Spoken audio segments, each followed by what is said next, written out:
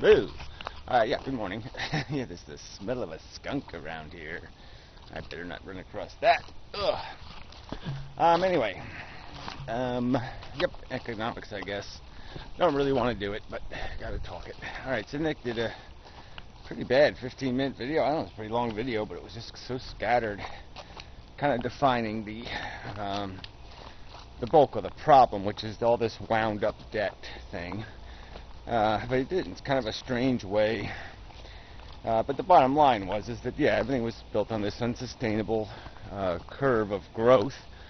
And, whatever, curve, line, trajectory. And that none of it's sustainable. You can't go there forever. And when the direction changes, it's going to be harsh.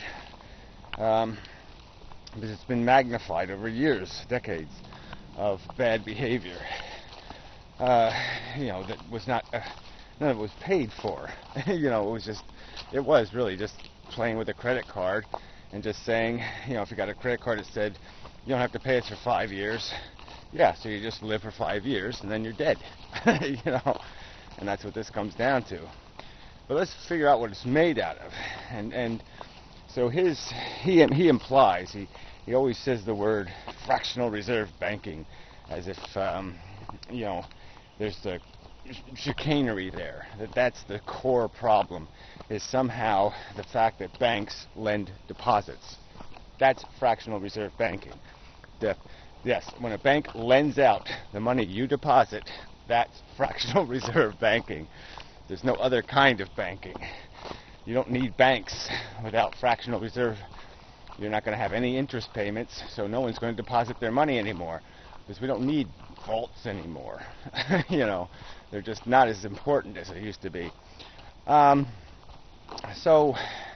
don't understand first how we can intelligently, rationally say the word fractional reserve banking as if that means something. It doesn't mean anything, because it's all about what the fractional reserve is. So if the reserve number is 2% or 99%, well, maybe you got an argument. How low should they be able to go? But to me, that just has to do with a temporary bank solvency problem. It has nothing to do with the core problem. Because, yes, you can have a dip in the market. A bank's reserves could appear on paper to be horribly low. And then 2 years later, things bounce back and their books are fine. So that doesn't really mean anything. And then he implies that somehow the federal government has printed up a whole bunch of money and given it to the banks. Just printed it on the machine, given it to the banks, like it's trillions. And it's not. It's $4 trillion. That's all. $4 trillion in transaction currency. That's it. And so that's nonsense. And all that money is owed back to the federal government, technically. Those are deposits that the federal government has in the banks. That's it. So let's see, what else is the other one? Here's where the government printed the money. And the funny thing is that they did it where you think it's the responsible thing to do, where the government borrows money from the private sector. Well, guess what? That's where they printed the money. When the government prints bonds, okay, that's essentially transaction currency. Because it's going to give out a bond. It's going to take cash. It's not going to secure with anything specifically. It's just going to say, we're the federal government. We've got a pile of stuff. You get the stuff, And so the federal government has to have $16 trillion or whatever the number is now, 15 anyway, of stuff. But anyway, even if it did, the point is it's paying interest, and as we found out, they never pay back this debt. Okay, it just doesn't happen. So that debt just keeps growing. That money goes into circulation, and that's what it is. It's money. Because what people do is they take those bond certificates and they sell them and trade them for stock certificates. So they just become part of the transaction currency. And that's what is the problem. And what's the core problem is the interest. Interest is what degrades the value, because now there's all kinds of things out here, commodities.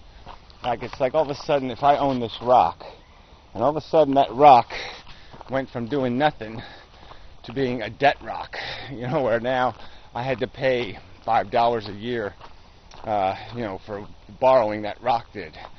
I get burdened by this debt equation. All of a sudden, if people have a claim on my stuff and they can rent it to me, there's a point where the rent just gets too high and I can't live anymore because I'm a la carte buying my life on rental contracts. And essentially that's the circumstance we're stuck in, is that people have been subtly rented out of our ownership of our own country. And now our country is owned by a bunch of rich people who claim to hold IOUs that they basically made, on stock certificates. They write it up. They just create a stock certificate and throw it into the economy. And so it's valuable because it's associated with some assets. It's completely horribly inflated in price because it's banking on future profits. But it again becomes transaction currency. We establish a value for it. It's written right there. You can go look it up. Google's worth $400 a share, whatever the fuck it is, 600, 500, whatever. And years. So it's just new money. That's where the money's printed, Nick. It's not federal government's not. It's not flying out of the federal government's printing presses. It's flying out of IOU certificates written on all kinds of paper all over the place. Mortgage paper, all kinds of paper that just all of a sudden appears, and people have to, start renting it into existence. They don't pay for it, or they pay for it 4 times. I guess that's part of the problem. Again, it's the interest thing, though. I don't know I have to come up with a good metaphor for it, but we keep converting stuff into stuff that is rented. It's as if, my shirt and this bag was rented, and now my life is much harder to manage because I have to pay somebody for doing absolutely nothing productive for me, giving me nothing new. I'm just paying to have this old stuff, and I'm paying for the rest of my life. And essentially that's the position the federal government's in, because if it stops borrowing, the economy crashes. I mean, it's that stupid. If it actually paid back its debt, it'll go bankrupt. If it tries to pay back the debt, because it's got to keep pushing. It's got to keep investing in that growth. And if you stop growth, you create a spiral of unemployment. And once you start spiraling, you can spiral all the way back, to 1929. So, anyway, it seems a glaring, inaccuracy, mistake, fraud, for you to use the term fractional reserve banking as if that is the core problem. It is not the core problem. Borrowing, renting, a rental world is the problem. And no way to ever avoid the rental contract, no practical way to stop it is the problem. Okay, good enough. Kind of draggy today. Really not in the mood for this. I go to work. I'll feel better by the end.